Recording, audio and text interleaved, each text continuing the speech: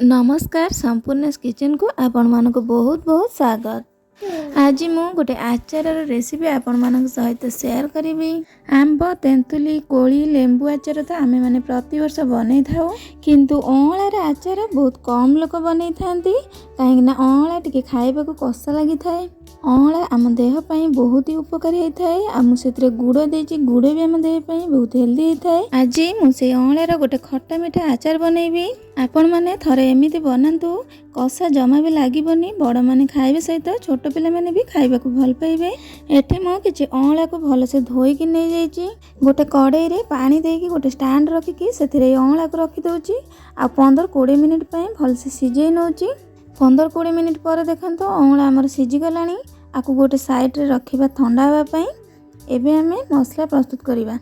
मसला पई मु एठी गोटे चम्मच धनिया नेछि, गोटे चम्मच जीरा, गोटे चम्मच सोरिष, गोटे चम्मच पान मधुरी आ कला जीरा मेथी आ जुआणी हाफ चम्मच नेछि आ 2टा सुखला लंका नेछि।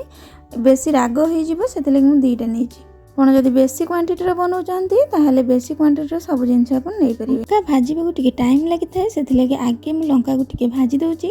तापर ए सब को पके लो फ्लेम रे 2-3 मिनिट पई रोस्ट करि नउची। एही आचार को आपण बिना खरा रे इंस्टेंट बनै परिबे आ काच जार रे 4 ରୁ 6 मास पर्यंत फ्रिज रे रखी खाइ परिबे। खरा न देले भी आचार खराब होबनी। देखंतु गोटा मसला हमरो भल से भाजी हे गेला, ताको गोटे साइड रे रखुची। ठंडा हेले हम ताको ग्राइंडिंग करबा।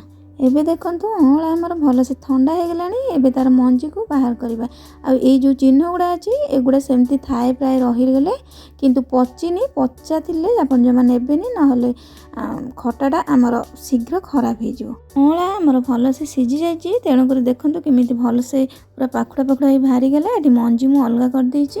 गोटा मसला हमर भल से ठंडा हे गेलानी। एबे ताको ग्राइंडिंग करि आनुछि, किंतु पूरा प्लेन करी ग्राइंडिंग करिबेनी। टिके खदड़ भଳି रखिले तार टेस्ट आचार रे बहुत भल आसी थाए। गोटा मसला रोस्ट कला बेले मुंगु लवंग आ गोलमरिच भूली जाइतिली पकेइबा को, एबे सेति लागि पकेइ ग्राइंडिंग कर देछि। आपण भाजिला बेले पकेइ देबे। कड़ाई रे एबे 2 चम्मच तेल दे दउछि, सेथिरे अल्प टिके हेंगु दउछि आ कला जीरा जुआणी अल्प अल्प दे दउछि आ कटा हिता अदा छोट खंडे लंबा लंबा करी काटिके दे देछि। अदाटा आपण निश्चय पकेइबे, कहिना अदार बढ़िया टेस्ट आसे आचार रे। मु एबे कंचा लंका को मझिरो टिके टिके चिरी देछि छुरी रे, नहले फुटिबो ऊपर को 4-6टा कंचा लंका दे देछि। देकी टिके भाजी देकी सेथिरे अँला को पकेइ दउछि। अँला को तेल रे भल से मिक्स कर देकी लूण हाफ चम्मच आ हळदी गुंड हाफ चम्मच दे दउछि आ 2-3 मिनिट मीडियम फ्लेम रे अँला को भाजी नउछि। एबे गोटे कप रु टिके कम गुड़ मु एमिति छोट छोट करी काटिकी रखिथिली, ताकू एथिरे देकी भल से मिक्स करूची। लो फ्लेम रे आकु मेल्ट होवा पई दबा आ मझिरे मझिरे चलौथिबे, नहले गुड़ तळे लागिकी पोड़ी जाई पारे। देखंतु गुड़ हमर एठी मेल्ट हे गलानी। एबे मीडियम फ्लेम करिकी ताकू आउ 2-3 मिनिट कुक होवा पई दबा आ मु ए अँला को टिके टिके दाबी दउची खंड खंड करबा पई छोट छोट, नहले सब जांग बड़ बड़ रहि जाउची। आचार रे टिके छोट छोट हेले बहलिया हबो, भल लागिवो खाइयाकू।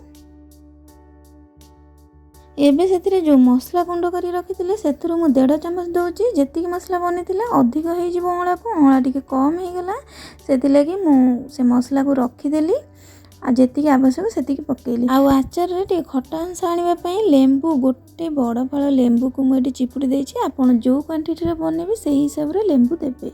एबे आकु आउ 1-2 मिनिट पई फुटेइ नबा। आ आकु बेसी बहलिया करिवेनी, नहले ठंडा हेले तो एमितिरे भी पूरा बहलिया हेइ जिवो, पूरा सुखा हेइ जिवो। तेणु करी एमिति ही थिपो, गैस बंद कर देबे। जदि आपनको मो रेसिपी भल लागुची ताले लाइक शेयर करिवे आ जदि चैनल रे नुआ अछंती ताले सब्सक्राइब करिवे। आ को रेसिपी आपण माने देखिबा को चाहउचंती कमेंट रे निहाती जणाइबे। एबे आचार हमर ठंडा हे गेलानी। गोटे छोट काच जार नै आइची, सेथिरे आचार को रखिकी तार खाप को पूरा टाइट करिकी फ्रिज रे रखि दबा। एमिति आपण बिना खरा रे कम टाइम रे आ बहुत सहज रे आचार एमिति बनेकी 4-6 मास पर्यंत खाइ परिबे। रहिली पुणी देखा हबो गोटे नुआ रेसिपी सह। जय जगन्नाथ।